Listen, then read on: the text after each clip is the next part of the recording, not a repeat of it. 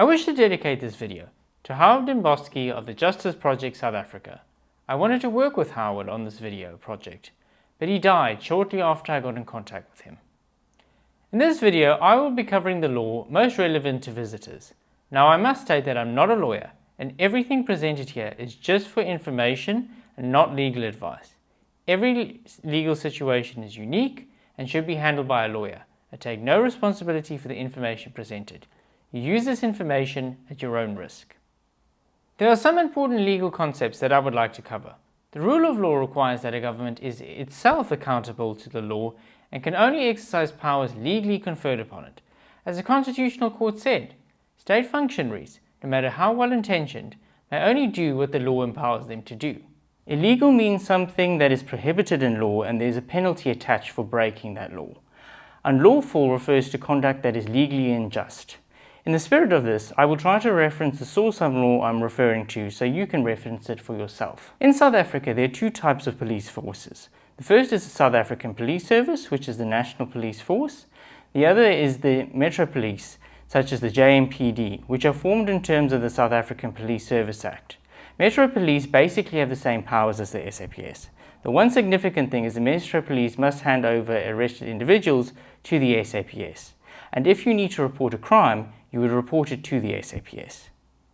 Traffic fines in South Africa are issued either in terms of the Criminal Procedures Act or ARTO, the Administrative Adjudication of Road Traffic Offences Act. The Criminal Procedures Act was the old way of dealing with traffic fines. It treated traffic offences as criminal offences. ARTO decriminalises most traffic offences and deals with them outside the criminal justice system, while more serious offences are still dealt with under the Criminal Procedures Act. There's been many years of delays implementing ARTO, with Johannesburg and Pretoria being only the places that I know that have actually implemented this. The majority of traffic enforcement in South Africa is speed enforcement because it's a source of revenue for municipalities, so I'll be spending a lot of time dealing with that. In South Africa, laser or LIDAR-based speed measurement is most commonly used when you're pulled over at the time of the offence. Unfortunately, I happen to own one of these things. This is the reason that I'm single, or at least one of the reasons that I'm single. Now, all of these LIDAR devices work in the same way regardless of the manufacturer or model being used. In the case of this unit, the top lens is for transmitting pulses of infrared light, and the bottom lens is for receiving those pulses of infrared light back from the object that you are targeting. At the top here we have the heads-up display or scope, which has the aiming dot, and it shows you the measurement that you are taking. At the back here we have a speaker thing which generates tones, and then there's obviously the LCD display which shows you everything else. And there's obviously the trigger, which is how you take the measurement. So it's really that simple. You literally just aim it at anything. It can be a sign, it can be a cyclist or something. Here comes a car right now, and it will take measurements. So there the velocity is minus 25 and it was 17 meters away. The two biggest LIDAR brands in South Africa are Custom Signals, based in the US state of Kansas, and Laser Technology Incorporated, based in Denver, Colorado. Custom Signals makes the Pro Laser range, with the Pro Laser 3 and Pro Laser 4 being the most popular in South Africa. Trevelo South Africa is the local agent for Custom Signals products and also performs calibration for the LTI products. Now, what Trevelo does is they mount a camcorder to the back of the LIDAR unit. The lens of the camcorder will be zoomed in, looking directly through the heads-up display. This allows the officers to take snapshots and video recordings of the measurements they are taking. The problem with this method is the camcorder is operating independently of the LIDAR unit. These LIDAR devices measure velocity, which is speed that has a direction. If we take a measurement from a stationary object, such as a sign, the velocity should be 0. So the velocity for objects moving away from the LIDAR device will be displayed with a minus, while objects moving toward the LIDAR device will be displayed without one. Now, in order to use this device lawfully for prosecution purposes, there are some requirements that need to be complied with in terms of the prosecution guidelines. Firstly, this device must be mounted on a tripod. The device itself must be calibrated every 12 months at an approved South African laboratory. The person operating it needs to be a police officer, and they need to be in possession of an operator's certificate certifying that he or she is trained in the proper use of this device. Every time they move it to a new site, they need to do a scope alignment, which in this case is just generating these tones, or they would normally use like a street pole or street sign. Basically, this ensures that the dot or the measuring, the aiming dot is in the correct place. The other thing is that they're not allowed to target vehicles more than 500 meters away, and they need to ensure that they have clear line of sight with the vehicle that they are targeting. There shouldn't be other vehicles in the way. But basically that's it. If you get pulled over at the time of the offence, the officers are free to set this up practically anywhere they like. The only time they will need prior permission from the Director of Public Prosecutions is if they take photographs and then they send you a fine in the post rather than pulling you over at the time. But that's basically it. Let me show you how this works in practice. The Metro Police often choose long roads with a clear line of sight and a place to stop motorists. The measurement will be taken from the most reflective surfaces of the vehicle. A reading will be obtained long before the driver has even seen the police. If a motorist is exceeding the speed limit, they will then be pulled over. According to the prosecution guidelines, the driver should be afforded the opportunity to view the speed measuring equipment. There is a 10 km per hour grace, so prosecutions start once you exceed the speed limit by 10 km per hour. However, this does not apply to average speed prosecution. You're more likely to find permanent speed cameras outside of cities on highways. And you'll also find average speed cameras, which calculate your average speed based on a fixed distance between two different sets of cameras. In cities, you are more likely to see cameras at traffic lights, or robots as they're called in South Africa, to capture motorists running red lights. Embedded in the road surface are wires that detect vehicles. If a vehicle crosses the intersection while the light is red, the traffic light camera will take 2 photographs of the vehicle. These cameras also usually have the ability to measure speed. If you are caught driving 30 km per hour over the speed limit in an urban area, or over 40 km per hour on a highway or in a rural area, you will be required to appear in court, as this is a no admission of guilt offence. So for example, if you're recorded doing 90 km per hour in a 60 zone, you'll either be arrested or given a notice to appear in court. Most municipalities have now opted for unmanned radar-based units, which the officers will then set up and guard the device while they do productive things like ordering takeaways. Seriously, the JMPD ordered Nando's while I was there. Speed measurement makes you hungry. The Gauteng Traffic Police have a high-speed unit to catch motorists driving around at high speeds. The officers will drive around in unmarked cars fitted with Travello's moving violation recorder. Data from the MVR is then fed into Custom Signal's digital eyewitness video camera system, which overlays the MVR data onto the video. The MVR acts like a stopwatch and measures the distance using the police car's odometer, much like the trip function in your car does. The officers will follow the car they are targeting for 500 meters while using reference points on the road, such as bridges or signs, to measure the distance and the time traveled, allowing them to calculate the average speed. Section 65 of the National Road Traffic Act makes it an offence to drive or sit in the driver's seat of a vehicle with the engine running while under the influence of alcohol or drugs, or while exceeding the prescribed limits for alcohol content in your blood or breath. For the first offence, the state needs to show that your driving skills and judgment are impaired. Evidence from a credible witness is sufficient. Most people are prosecuted under the other charges. The limits for blood alcohol content are 0.05 grams per 100 milliliters or higher. For breath alcohol content, it's 0.24 milligrams per 1000 milliliters or higher. This is how the police look for drunk drivers. How are you? Good, thanks. Blow You? for me here? Just one. Yeah, just one blow. Thank you. Thank you. So this breathalyzer is preliminary and is intended to justify your arrest so that further tests can be done which are admissible in court. The readings obtained need to be under these limits, as I've just mentioned. If you are at those limits or above, you will be arrested, as these are no admission of guilt offences for which you must appear in court. There are 2 types of tests used for drunk driving prosecution. First is having a blood sample taken, which needs to be done by a qualified medical professional. The other method is called evidential breath testing, or EBAT. The police will use a large machine like this one made by Dreger. The machine is quite sophisticated and produces a printout of the breath alcohol content measured. It is an offence to refuse to have a blood or breath sample taken, and police can legally use force if needed.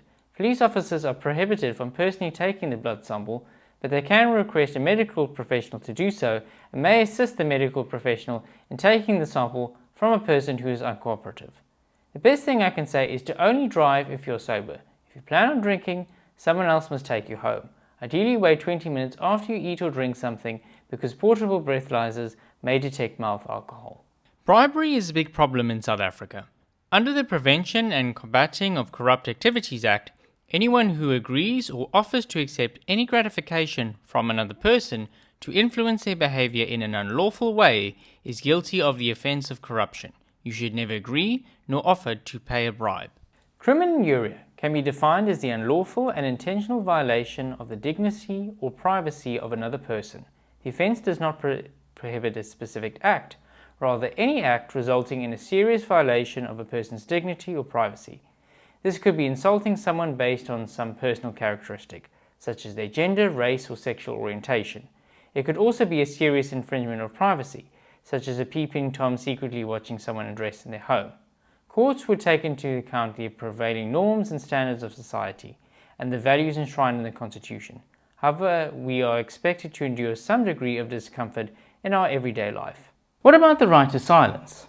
There is no general legal duty to answer the police's questions or to furnish any information regarding an offence. There are a couple of exceptions, such as being suspected of being in possession of stolen goods. Police can demand the full names and addresses of people who they may arrest or those reasonably suspected of having committed or attempting to commit an offence, or any potential witnesses to an offence. The Constitution protects the right to privacy, including not to have your person or property searched. So when can the police legally search you? There are 4 main instances when the police can search you: consent, reasonable grounds, during arrest, and at roadblocks. The police can search you if you consent. They can search you without your consent if they have reasonable grounds that a search warrant will be issued to the officer if they apply for one, and the delay in obtaining such a warrant would defeat the object of the search. Police can set up a roadblock or checkpoint and search any person or vehicle. They don't need your consent nor reasonable grounds for doing this. These roadblocks need to be done with a written authorization from the Provincial or National Commissioner of Police. Anyone stopped at these roadblocks can ask for this written authorization. Police can also set up a roadblock without written authorization if they reasonably suspect a Schedule 1 offence has occurred or is imminent in a particular area. The police need to inform anyone stopped of the reasons for setting up this roadblock. Police also have the powers to search within 10 kilometers or a reasonable distance from the border or a reasonable distance from an airport. If you are asked to consent to a search, the police should explain the purpose of the search. If you refuse to be searched, do so verbally. Never physically resist a search, as police can legally use force to effect a search. Search must be done in a decent manner. If it's a body search, then it must be done by someone of the same gender. When can the police arrest you? Arrest can be with or without a warrant. I won't cover arrest with a warrant. Suffice to say that the police can arrest you with a copy of the warrant. They don't need the original. As a general rule, the object of arrest is to secure the attendance of the accused in court to stand trial. It is the most drastic way of doing this, and there are alternatives, such as a summons, a written notice to appear in court, and indictment. However, where authorized by law, police are free to use their discretion. The law permits some exceptions from the general rule, such as for the purpose of further investigation, to verify a person's identity, to prevent or to end an offence, and to protect a suspect. The underlying purpose of arrest must still be to bring the person to court. Under Section 40 of the Criminal Procedures Act, you can be arrested without a warrant for committing or attempting any offence in the presence of a police officer, or if the officer reasonably suspects that you've committed a Schedule 1 offence, which includes murder, fraud, theft, or any offence where you could be sentenced to more than 6 months in prison without the option of paying a fine. You can also be arrested if you willfully obstruct the officer in the course of their duties. Examples of traffic offences where you could be arrested are for driving under the influence, exceeding the speed limit in excess of 30 or 40 kilometers per hour depending on the road, The SAPS has had to pay out billions of rands over the years as a result of unlawful arrests at the hands of their members. You can get a lawyer to represent you on a no-win, no-fee basis. Section 35 of the Constitution gives arrested, detained and accused persons certain rights. These rights apply to everyone, regardless of nationality. Everyone who is arrested has a right to remain silent, not to be compelled to make any confession or admission that could be used as evidence, and to be brought before court as soon as reasonably possible, which is normally not later than 48 hours after arrest. Everyone who is detained has the right to be informed of the reason for being detained and to choose and consult with a legal practitioner. Section 35 also enshrines the right to a fair trial. A big problem in South Africa are admission of guilt fines. So these are fines which allow you to admit guilt and pay a fine with or without having to appear in court. However, once you do this, in terms of Section 57 of the Criminal Procedures Act, you will be deemed to have been convicted and sentenced by the court, and you will incur a criminal record. You should get proper legal representation before doing this, as the police and prosecutors only have an interest in securing a conviction against you. It may seem like an easy way out, but it has long-term consequences for you. Can you recall the police in South Africa? Firstly, we know scientifically that human memory is prone to inaccuracies. We recreate past events in our mind, and each time we do this, we run the risk of contaminating those memories. If you want to learn more about this, then I recommend you read the works of Elizabeth Loftus. She published this book on eyewitness testimony. Video and audio recordings are expressive acts which are protected by Section 16 of the Constitution, unless they're excluded in Part 2 of Section 16. Ordinary people generally enjoy the same rights as members of the media. An exception to this is the protection of anonymous sources. Generally speaking, if you're in a public place, such as a street, then you're free to record anything that is visible with the naked eye, as people have a lower legal expectation of privacy. The Critical Infrastructure Protection Act does prohibit the recording of security measures at critical infrastructure, but only security measures that are not clearly visible to the public, nor in the public domain. With regards to recording conversations, Section 4 of the RSA Act permits the interception of such a conversation if the person is a party to the communication. In other words, South Africa is a one-party consent state. You are free to record any conversation to which you are a participant. A police officer who's pulled you over cannot reasonably expect that that conversation will remain private. As the Supreme Court of Appeal has said, the state and its representatives, by virtue of the duties imposed upon them by the Constitution, are accountable to the public. The public has the right to know what the officials of the state do in the discharge of their duties. Police can only search and seize your recording device in exceptional circumstances, such as if they have reasonable grounds to believe that it contains evidence of a crime. Police can stop you recording if you are obstructing them in the course of their duties, but recording alone does not constitute obstruction, especially if you're recording them at a reasonable distance. Police violate your constitutional right not to have your property searched and your possessions seized, and also your right to just administrative action if they search or seize your device. If they delete or force you to delete recordings, it's a destruction of your property, which is a criminal offence. Inevitably, someone is going to bring up POPI, South Africa's data protection legislation. Without going too far into this, I don't believe POPI prevents the recording of police. The enforcement powers of POPI lie with the information regulator, so the police have no power to stop people recording under POPI. The only thing an officer could do is lay a complaint with the information regulator. There's also international case law. The European Court of Justice ruled that the recording and publication by a citizen of police officers could fall under the journalism exceptions of the GDPR, the EU's data protection regulation. When it comes to the publication of recordings, the main thing to keep in mind is there usually should be a public interest in the recordings. The conduct of police officers would almost always qualify as being in the public interest. You should also publish what you can prove, not what you know, and let the video speak for itself. So my main tips are: be prepared. Practice with your recording device so you know how it works. If you're using an iPhone, rather use a third-party app for voice recordings, as the preloaded app shows up on the screen even when locked.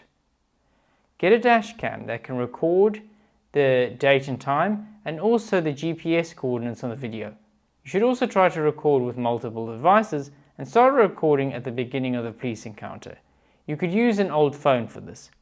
If you're recording using a smartphone, then use an app that can upload recordings to the cloud in case your phone is damaged or seized by the police. If you want to use your video as evidence in legal proceedings, then you need to ensure that you leave the original recording untouched on the original recording device. You should only edit or work on copies of the original.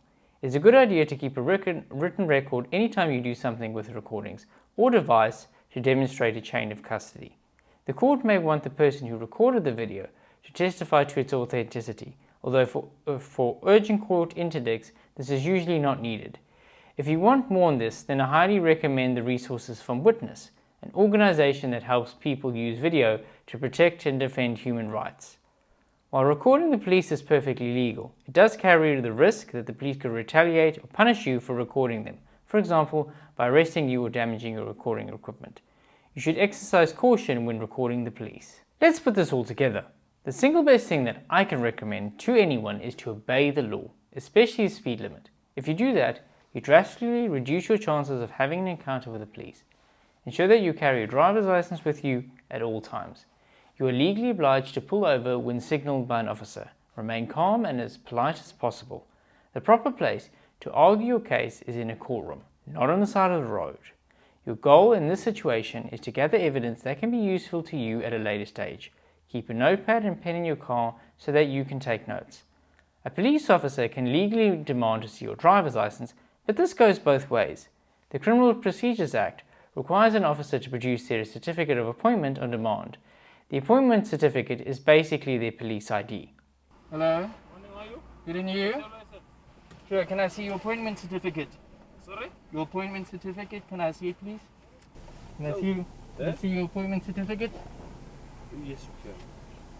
Usually the officers just want to check the vehicle license disc and your driver's license. If the police seem to be going on a fishing expedition, then politely ask them is everything okay. Another good thing is to respond to the police's questions with your own questions. Never make statements such as, "I know my rights," as this can end badly. Many officers think that might is right. Never swear at or racially abuse the officers, as you can be criminally charged with Crimen Injuria. Remember that regardless of your nationality, you're still entitled to the same constitutional rights as any South African citizen when dealing with the police and the law. Thank you very much for watching this video. I hope it has been useful and informative to you, and I will see you next time. So thank you and bye-bye.